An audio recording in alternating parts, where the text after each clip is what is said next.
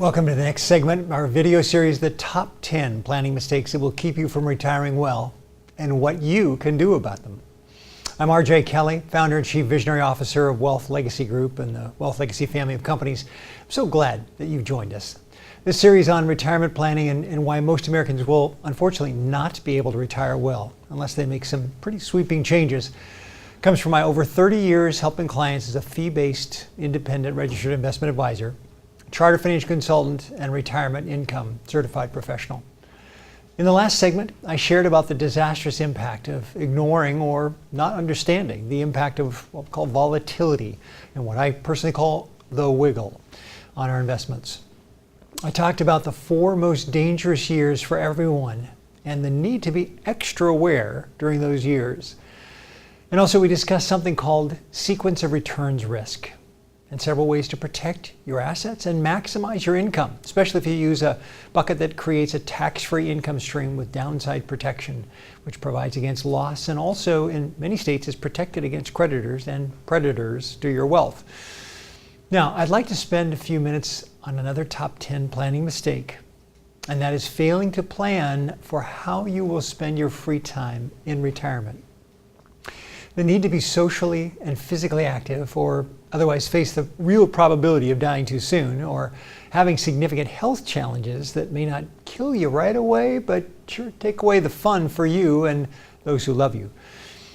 Now consider this, 53% of workers expect to work beyond the age of 65. Many of these are working to make ends meet, according to the Trans-American Center for Retirement Studies, yet you can't count on being able to bring in a paycheck if you need it. While more than half of today's workers plan to continue working in retirement, the reality is just 1 in 5 Americans that are age 65 and over are actually employed, according to the U.S. Department of Labor statistics. And if you're putting off thinking about your next stage after working life, well, understand there's a really good chance you're not going to be able to work to earn a paycheck after age 65. So what are you going to do? A friend of ours had a comfortable government job, and one of the perks was early retirement. And he went for it. But not long after, he told us that he was going back to work in his old position. Now, albeit 2 days a week instead of 5. And he said there's only so many movies to see alone during the day in an empty theater. He said that got old really fast. Our careers provide structure to our lives 5 days a week, and weekends can be consumed by chores and rest. The cycle starts all over again Monday morning, but once you leave your job for good, there's suddenly a lot of time to fill.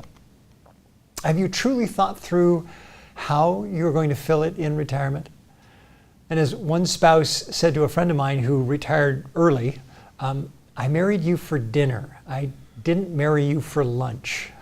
You know, she was of course mostly kidding, but he was still smart enough to get the hint and find some other ways to be productively active during the day.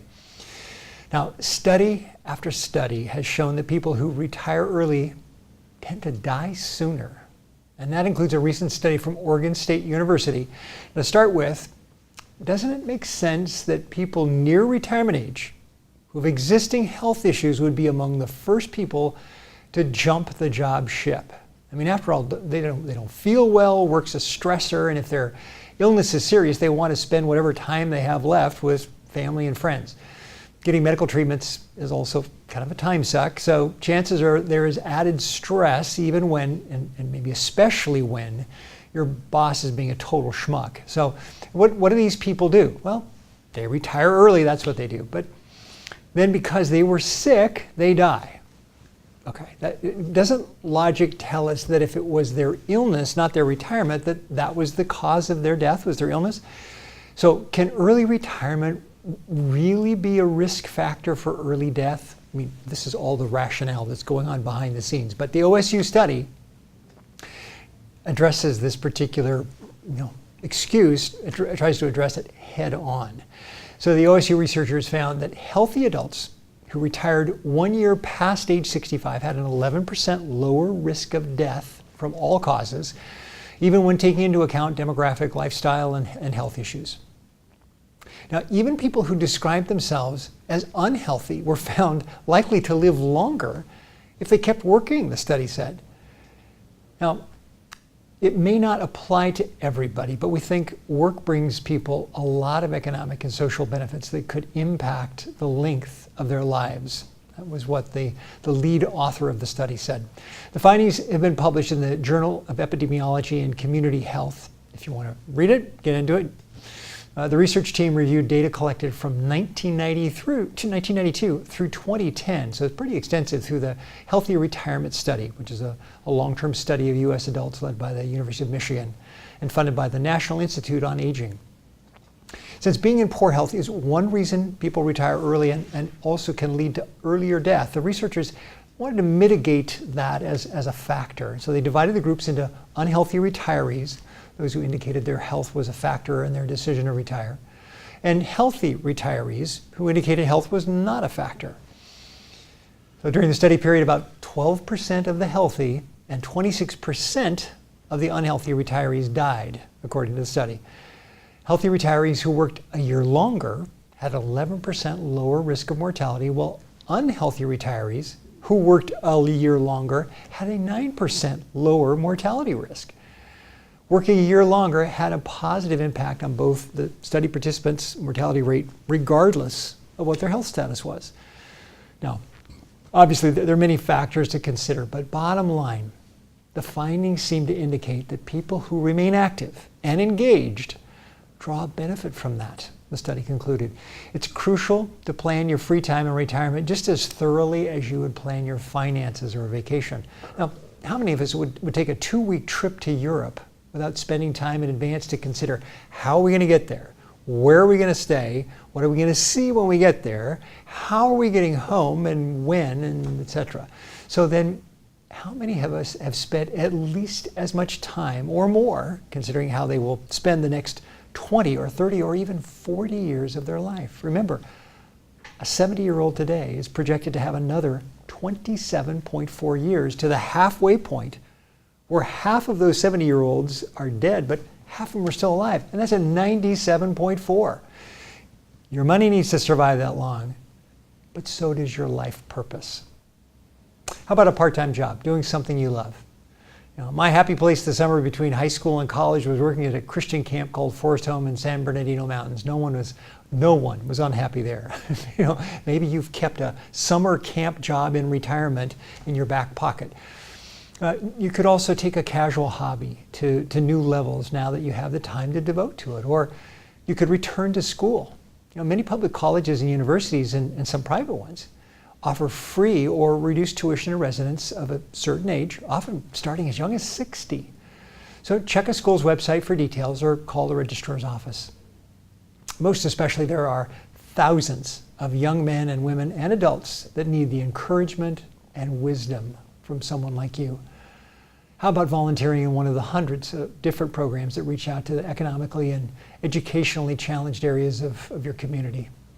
My mom, she would go into some of the, what we might call the ghetto section of the town I grew up in, and she would read, even though she was blind in one eye. She would sit and have kids on her lap and just read to them, just being active. I will remember that for all of my life. And so what she did was just choosing to come back and give in varieties of different ways. She died at 84, but she lived a very full and rich life. I've got another client who's active at age 92. She's not driving anymore, so, but she's still remarkably clear thinking and a joy to others, less fortunate. I've got another friend named John. He's a retired attorney. He's brilliant. He's volunteering with a wonderful program here in San Diego called Reality Changers, and he helps review those that are competing to enter college, and these are kids who often are the first to attend school past the 8th grade, and John's involved in there and is being a mentor to many of these kids. And he called me up just to say, RJ, thanks for turning me on to the opportunity of giving back here. He was just absolutely delighted, which of course made me happy too. The opportunities to be a blessing by being a blessing are all around us, and it will help you to keep you young at the same time. Hopefully this has prompted more questions for you. You can visit us on our website shown below for more information, or you can email your questions to us as shown. Or if you'd rather get some quicker answers, call us on our 800 number. We offer a 20-minute free consultation to discuss your situation, and we can talk about what you're concerned about, what has you awake at night, what are you worried about. Let's see where the gaps might be, not just necessarily in your retirement planning, but in your other planning as well, your estate planning, your insurance, your investments, all of those things, as well as your philanthropy and your legacy, regardless of your preference. Just don't put it off. Your financial future is at stake, and let's get it built on the most solid of footing. And the next segment, we're going to talk about the planning mistake of not having a process of review in place. More importantly, the need to have a review process with a trusted holistic professional, such as a retired income certified professional or one of the other designations that I'll be talking about in that video. Most advisors simply are not up to the task of being able to be holistic. They may be great in discussing a single area of planning, but not comprehensively. So don't skimp in this important area, and that's what we're going to be talking about next time. I'm RJ Kelly.